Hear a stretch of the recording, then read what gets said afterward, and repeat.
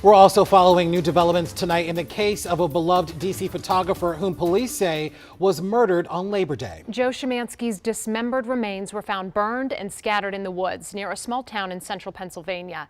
Today, the man prosecutors say did it was in court trying to get those charges thrown out. Our Casey Nolan has followed this story from the very beginning and was in the courtroom this afternoon. He joins us live from Calvert County, Maryland, where this all took place. Casey? Yeah, Larry, we're in Calvert County because this is where Joe SHYMANSKI made his home and where prosecutors believe he was murdered. But in the courtroom just a few hours ago, defense attorneys tried to argue that prosecutors have nothing more than what they said was conjecture to pin this on the man they say did it.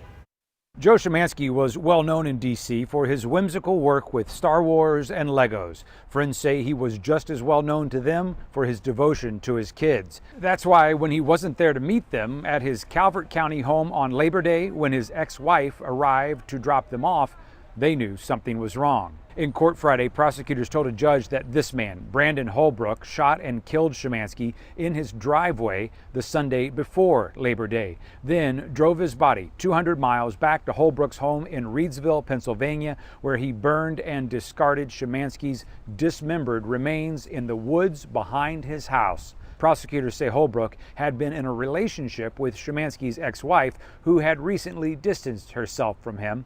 In laying out evidence in support of the murder charges against Holbrook, prosecutors say doorbell video and license plate reading cameras put his truck near SHYMANSKI'S home shortly after a neighbor reported hearing gunshots, and say more video in Pennsylvania shows him discarding what they later learned were human remains outside a store where he bought cleaning supplies that they believe he used to try and cover up the crime.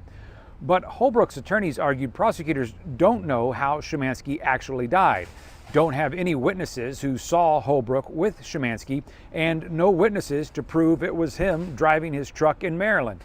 They argued prosecutors may have evidence Holbrook was involved, but not enough to charge him with murder.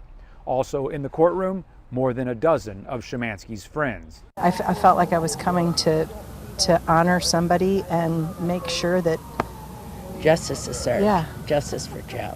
My number one concern is how the kids are doing, and that the kids have a community, from a large community and a constant community of knowing their dad.